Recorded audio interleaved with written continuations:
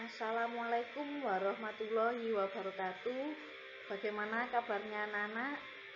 Berjumpa dengan saya, Bu Ratih, dalam video pembelajaran Bahasa Indonesia. Ini materi yang kedua, yaitu tentang teks cerita sejarah. Nah, sebelum masuk ke materi, silakan anak-anak cermati dulu menu alias sajian teks sejarah kali ini, teks cerita sejarah. Yang pertama yaitu tentang teks cerita sejarah, saya singkat TCS, kemudian tentang unsur pembangun TCS, kemudian nilai-nilai dalam TCS, selanjutnya ciri kebahasaan, dan yang terakhir penyusunan teks cerita sejarah alias TCS. Nah, yang pertama tentang teks cerita sejarah dulu ya. Pengertian atau definisinya, teks cerita sejarah itu merupakan sebuah cerita atau narasi rekaan yang mengandung unsur-unsur sejarah. Ciri-cirinya yaitu yang pertama, menampilkan latar masa lalu. Yang kedua, disajikan secara kronologis. Dan yang ketiga, sering menggunakan konjungsi temporal, konjungsi yang menunjukkan waktu. Kemudian isinya berupa fakta atau fiksi dengan latar berupa fakta. Kemudian jenis teks cerita sejarah ada dua. Yang pertama itu teks cerita sejarah berdasarkan fakta sejarah. Ini tokoh dalam TCS ini benar-benar ada.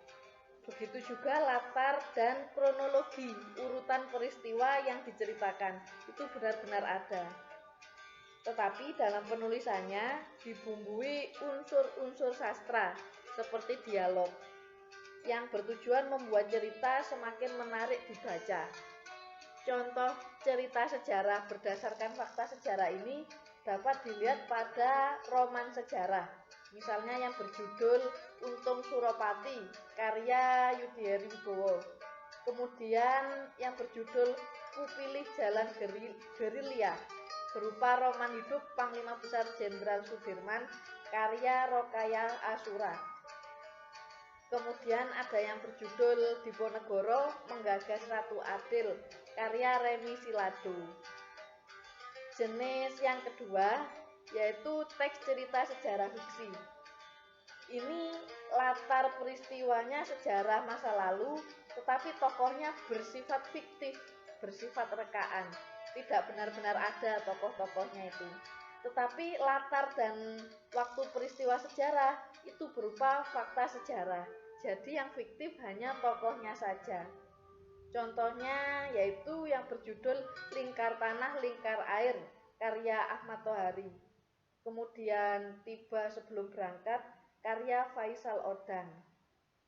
Ada juga yang berjudul Burung-Burung Manyar, karya YB Mangunwijaya. Kalau anak-anak ada waktu, silakan main ke perpustakaan sekolah, pinjam buku Burung-Burung Manyar ini. Ceritanya bagus, yaitu tentang perjuangan dan pergolakan batin antara menolak mengakui Ibu Pertiwi dengan antara cinta kepada tanah air atau cinta kepada diri sendiri. Begitu intinya.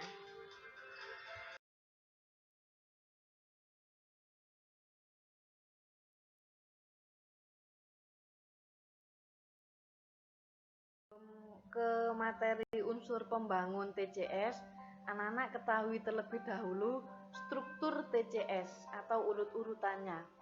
Yang pertama abstrak, kedua orientasi, ketiga komplikasi, keempat puncak konflik, kelima resolusi, dan yang keenam koda.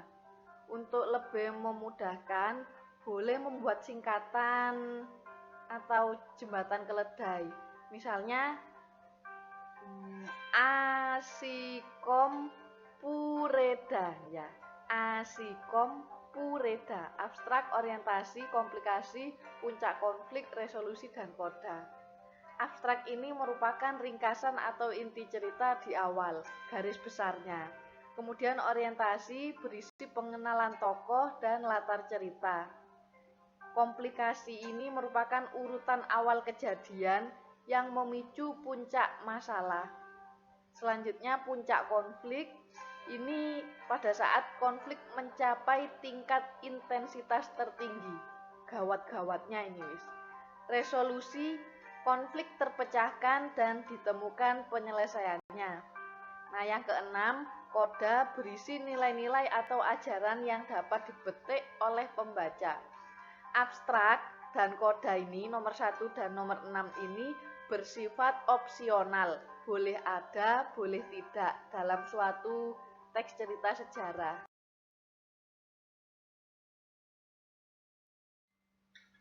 Nah, anak-anak kelas 12 jangan lupa, karya sastra itu terbagi atas 3 jenis. Yang pertama puisi, yang kedua prosa, dan yang ketiga naskah drama. Lah, prosa ini terdiri atas novel atau novelet. Novelet itu novel pendek, kemudian terdiri juga atas cerpen. Nah, sama seperti novel dan cerpen, teks cerita sejarah ini memiliki unsur pembangun yang dibedakan menjadi 2, yaitu unsur intrinsik dan unsur ekstrinsik.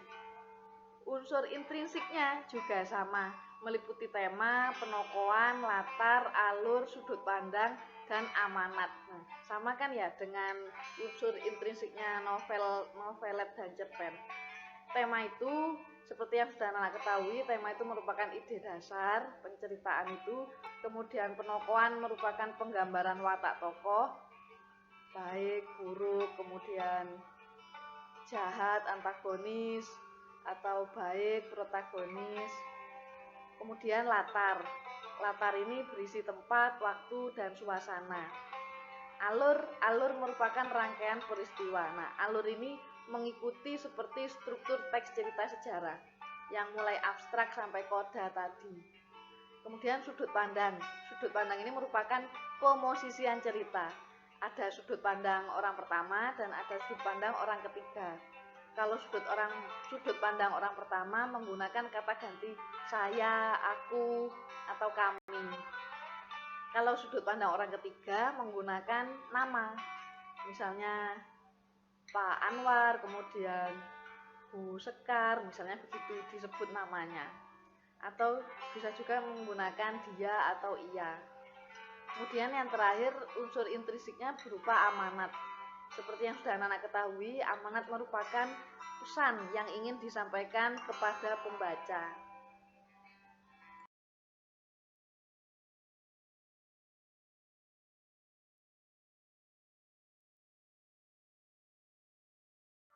Nah, unsur pembangun yang kedua adalah unsur ekstrinsik yang meliputi 6 hal.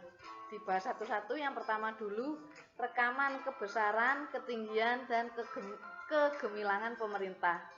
Teks cerita sejarah itu lahir biasanya di istana dan dikarang oleh penulis golongan istana yang mempunyai daya kreatif tinggi untuk merekam kebesaran, ketinggian, dan kegemilangan pemerintah. Biasanya, teks cerita sejarah ini dihasilkan atas perintah raja atau pemerintah. Teks cerita sejarah juga berfungsi sebagai sarana nasihat, pengajaran, panduan, dan petunjuk kepada pemerintah dan pejabat selanjutnya. Pada novel sejarah, ceritanya itu mengacu pada naskah cerita sejarah ataupun sejarah lisan yang berkembang dalam masyarakat. Kemudian dari corak penceritaan peristiwa. Ada 2 corak penceritaan, yaitu peristiwa berupa fakta atau peristiwa sebenarnya, dan yang kedua peristiwa bukan sejarah. Peristiwa-peristiwa yang berupa fakta biasanya menceritakan sejarah pembukaan negeri, penaklukan, dan hubungan diplomatik, serta kegemilangan dan kejatuhan sebuah negara. Nah, peristiwa-peristiwa sejarah tersebut bercampur aduk antara fakta, sejarah, dan bukan sejarah, seperti mitos dan legenda, campur baur. Kemudian unsur mitos dimasukkan oleh pengarang dalam teks cerita sejarah untuk menunjukkan keistimewaan pemerintah dan juga pertujuan untuk menyindir atau mengkritik perlakuan buruk pemerintah. Yang ketiga, unsur bias. Ciri sikap bias oleh pengarang atau penyalin terhadap suatu peristiwa juga merupakan salah satu ciri teks cerita sejarah. Ciri ini misalnya saja berlaku dalam teks cerita sejarah Melayu, karena kebanyakan teks cerita hanya ditulis oleh seorang sejarawan mengikuti kepentingan raja atau sultan atau penguasa. Yang keempat, unsur keagamaan. Dalam teks cerita sejarah, unsur agama masih kuat. Salah satunya itu dalam beberapa teks cerita sejarah di Indonesia sangat kental dengan pengaruh agama Hindu-Buddha, kemudian agama Islam. Seperti kisah-kisahnya Ken Arok, kemudian cerita Samudra Pasai, Kerajaan Samudra Pasai, kemudian cerita Laksamana Cheng Ho yang mendirikan Masjid Cheng Ho itu. Nah,